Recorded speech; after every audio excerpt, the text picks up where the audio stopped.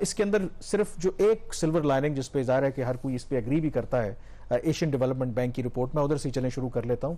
उसमें यह कह रहे हैं कि हाँ, अगर पाकिस्तान के अंदर आम इंतखाबात होते हैं, उसके नतीजे में जो गवर्नमेंट आती है, तो ऐन मुमकिन है कि उससे फिर जो मार्केट का कॉन्फिडेंस है, जो इन्वेस्टर हैं, जो बिजनेसमैन है, वो रिस्टोर होगा and there is a possibility कि चीजें मस्बत तरफ बढ़ जाएं। अदर देन दैट, अदरवाइज इसमें कोई इस तरह की पॉजिटिव चीज नजर नहीं आ रही। देखिए, ये जो रिपोर्ट है एशियन डेवलपमेंट आउटलुक, ये एशियाई तरक्याती बैंक की फ्लैगशिप पब्लिकेशन होती है। अप्रैल और सितंबर साल में ये 2 दफ़ा इनके रिलीजेज होती हैं। एडीबी जो है वो यूजुअली उसकी जो रिपोर्ट होती है और उसकी पाकिस्तान के ऊपर कमेंट्री होती है, वो इतनी हाश नहीं होती। उसके अंदर पॉजिटिविटी का वो एस्पेक्ट हमेशा जहन में रखते हैं। लेकिन इसके बावजूद जो इशारे हैं वो अपनी जगह, उसकी अपनी एक लैंग्वेज होती है, उसके लिए एक वर्डिंग और उसकी वजह भी बता देना, क्योंकि Asian development bank is usually dominated by China. तो चाइना भी और एक उनका अपना ब्यूरोक्रेसी का एशियन एक मिजाज भी है। This is different from world bank और IMF की जो एक लैंग्वेज होती है उससे। बट ये जो रिपोर्ट है उसमें अगर आप देखें उसके अंदर जाके, तो कभी जो आपने एक एशियन टाइगर की बात की, एशियन टाइगर तो एक साइड पे रह गया। हम जनूबी एशिया में भी हम समहाउ तीसरे चौथे नंबर पे, अगर 8 ममालिक हैं तो 8 में से हमारी इकोनॉमी जो ग्रो कर रही होगी वो तीसरे चौथे नंबर पे कर रही होगी। इन्फ्लेशन रेट इतना बुरा नहीं होगा। लेकिन अब जो सूरत हाल इतनी ज्यादा खराब हो गई है कि अब सिर्फ जनूबी एशिया ही नहीं, जो एशिया का पूरा खित्ता है जिसमें टोटल 48 ममालिक हैं और जो रिपोर्ट जिसको कवर करती है वो 46 ममालिक को करती है। तो उसमें पाकिस्तान की जो GDP ग्रोथ रेट उन्होंने दिखाई है इस साल के लिए 1.9%, वो खित्ते में 4th लोएस्ट ग्रोथ रेट है। और बाकी जो इकोनॉमीज हैं, या तो वो जैसे एक तो उसमें श्रीलंका, उसका एक अभी भी इशू चल रहा है, उसका 1.3% ग्रोथ रेट, और 2 ऐसी कंट्रीज बहुत बड़ी नहीं है।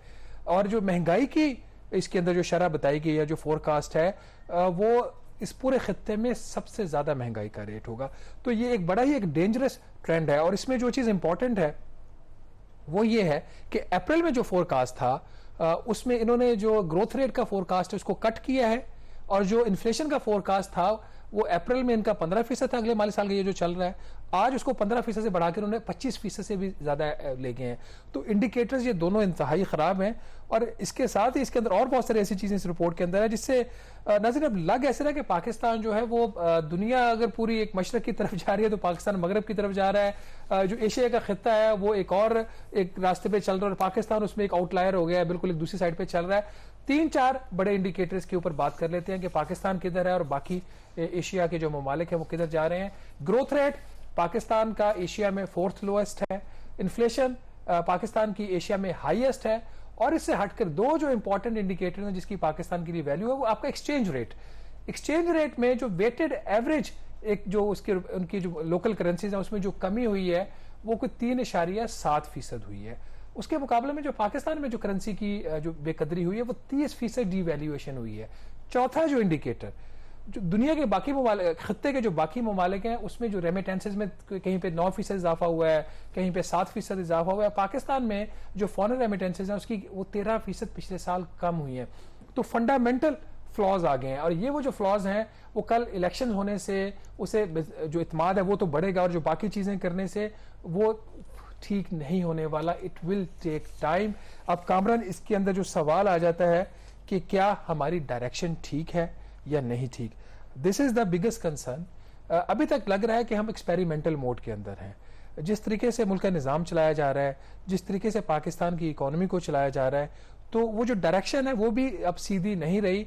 और बावजूद इसके कि पहले हम टूवर्ड्स साउथ जा रहे हैं, हम डाउन द हिल जा रहे हैं, उसके बावजूद हम करेक्शन पाथ पे नहीं जा रहे। और जो स्टेक होल्डर्स हैं उनको अपने अपने जो कंफर्ट जोन्स हैं उससे वो बाहर नहीं निकल रहे। एक इसके अंदर जरूर देखें, एक कंसेंसस है हमारे यहाँ लोगों में कि जो भी इस वक्त मुल्क के हालात हैं, अगर इस मुल्क के अंदर जो भी एक लूली लंगड़ी जमहूरियत है तो उसमें बेहतर यही है कि जो भी टफ फैसले करने हैं एक इलेक्शंस हों, जो गवर्नमेंट आए 5 साल का मैंडेट लेके, और बाहर की दुनिया भी उसी पर एतमाद करती है।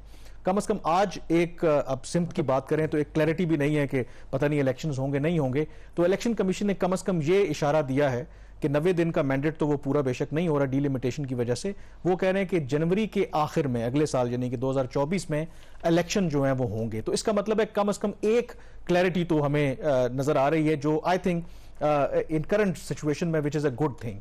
बट आगे क्या होता है, again absolutely you are right कि किसी जो सबसे बड़ा कंसर्न है, हम यहाँ पे बातें तो करते हैं मेरा ख्याल है जो हमें कंसर्न होना चाहिए, आपने कहा ना कि ओवरऑल डायरेक्शन नहीं है मुल्क की, मेरे ख्याल में जितनी जो पॉलिटिकल जमातें हैं सारों को आजमा भी चुके हैं, किसी के पास कोई इकोनॉमिक क्लियर रिवाइवल प्लान है भी नहीं। ये मेरे ख्याल में सबसे बड़ा कंसर्न है हमारे लिए। इसमें यही मसला है कि अगर अब जैसे इलेक्शन का जब ये सारा सिलसिला शुरू होगा तो जो मेन स्ट्रीम मीडिया भी है उस पर क्या होगा कि नवाज शरीफ ने क्या कह दिया, शहबाज शरीफ ने क्या कह दिया, इमरान खान साहब अगर वो जेल से बाहर आ जाते हैं उन्होंने क्या कह दिया, बिलावल भुट्टो जरदारी ने क्या कह दिया, महंगाई, गुर्बत, तरक्की की शरह, निजकारी, आपके जो एक्सटर्नल अकाउंट्स के प्रॉब्लम्स हैं पाकिस्तान की, IMF का प्रोग्राम, बिजली की कीमतें, गैस की कीमतें, इसके ऊपर ना मेन स्ट्रीम मीडिया का फोकस होगा और ना ही इन पॉलिटिकल पार्टीज का फोकस होगा। जब तक इन तमाम सियासी जमातों को अकाउंटेबिलिटी, उनकी इकोनॉमिक, उनके जो एजेंडाज हैं, उनके मैनिफेस्टोज हैं, उसके ऊपर उनकी अकाउंटेबिलिटी नहीं होगी, ये निज़ाम इसी तरह ही चलता रहेगा। अब मसला ये है कि अभी भी फंडामेंटल जो रिफॉर्म्स हैं उसको इस्लाहात करने को कोई भी तैयार नहीं है। ये तो बात जरूर हो रही है जी कि कुछ इदारों की निजकारी कर दी जाए, उसके ऊपर बात आगे जाके करेंगे, लेकिन वो जो फैक्टर जिसकी वजह से पाकिस्तान यहाँ पे खड़ा हुआ है और जिसको करेक्ट किए बगैर आप आगे नहीं चल सकते, उसके ऊपर बात नहीं हो रही।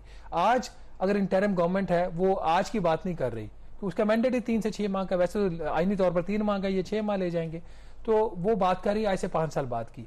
तो ये जो इंडिविजुअल ड्रिवन जो चीजें होती हैं, जिसमें आपके जो निज़ाम होता है, जो इदारे होते हैं, जिनकी अहमियत होती है, इंस्टीट्यूशनल मेमोरीज होती हैं, उसके ऊपर इनका जो फोकस है वो कम चला गया। बहरहाल इस रिपोर्ट के अंदर कामरान कुछ और भी चीजें हैं जिसमें उन्होंने फिस्कल के हवाले से बात की कि पाकिस्तान का जो फिस्कल, उन्होंने ऐसा कमेंट तो नहीं किया कि ये मिस करेंगे, लेकिन इनडायरेक्टली जो पाकिस्तान के साल का बजट का खसारा है, इनका हदफ है 7.5% का, और जो प्राइमरी बजट का इनका सरप्लस 0.4% का, उसके ऊपर उन्होंने कहा कि ग्रेजुअली इसका एक ऊपर डिक्लाइनिंग ट्रेंड आएगा। ओवरऑल जो भी जो इंडिकेटर्स हैं इंडिकेटिंग कि शायद यहाँ पे कुछ स्लिपेजेस हों। एक चीज इंपॉर्टेंट इस रिपोर्ट के अंदर है, उन्होंने कहा ये जो फिस्कल कंसोलिडेशन पाकिस्तान कर रहा है, इसमें 2-3 फैक्टर्स का उसमें जिक्र किया उन्होंने। खास तौर पर दिफाई जो हमारे अखराजात है उसका जिक्र किया कि जो डिफेंस स्पेंडिंग होगी उसको ये लिमिट करेगी हुकूमत। अब लिमिट से क्या मुराद है, क्योंकि बजट तो एक अनाउंस ऑलरेडी हो चुका है, क्या इसका मतलब को कट लगाने की इन्होंने कोई बात की है IMF से या कुछ ऐसी, मेरे at least I don't know about that. और दूसरा उन्होंने कहा जी कि जो एनर्जी सब्सिडीज हैं, एनर्जी सब्सिडीज के ऊपर भी हुकूमत जो है उनको कटटेल करेगी। और उससे आपको याद होगा कि जो इन्होंने एक सिलसिला शुरू किया था IMF के साथ कि हम कुछ रिलीफ लेंगे, और रिलीफ लेके रिलीफ भी क्या कि जो बिलों की 3 उन्होंने एक साथ करनी थी बिजली के बिलों की, वो भी शायद अब चीज़ अब खत्म होने जा रही है, ये भी उसके ऊपर कोई खास प्रोग्रेस ये नहीं कर सकते। शरह सूद के ऊपर उनके कमेंट्स ये है इस रिपोर्ट के अंदर एशियन डेवलपमेंट बैंक के कि जो इस वक्त पाकिस्तान में महंगाई जिस रफ्तार से बढ़ रही है और जो मीडियम टर्म इनका एक हदफ है महंगाई को कम करने का 5 से 7% लाने का, उसको हासिल करने के लिए ADB का ये ख्याल है कि अब जो स्टेट बैंक ऑफ पाकिस्तान है इसको शरह सूद में मजीद इजाफा करना पड़ेगा। This is important. उसके साथ ही जो करंट अकाउंट डेफिसिट है वो इनके ख्याल में कोई 1.5% ऑफ द GDP के करीब रहेगा, विद इन मैनेजेबल लिमिट है। लेकिन हमारा प्रॉब्लम वही है कि हमारे पास फाइनेंसेस नहीं है। इलेक्शंस और बिजनेस कॉन्फिडेंस का उन्होंने इसका जिक्र तो जरूर किया है, बट उन्होंने इस चीज के ऊपर भी उनका एक एम्फेसिस है कि ये जो कॉन्टिन्यूटी है और जो आप पॉलिटिकल आप बात कर रहे थे चीज़ों की, उसका एक इम्पैक्ट जो फॉरेन लोन्स की डिस्पर्समेंट्स होती हैं इलेक्शन साइकिल से, उससे भी ये चीज़ें रिलेटेड होती हैं। इसके ऊपर मेरा ख्याल हमने कल के प्रोग्राम में भी बात की थी।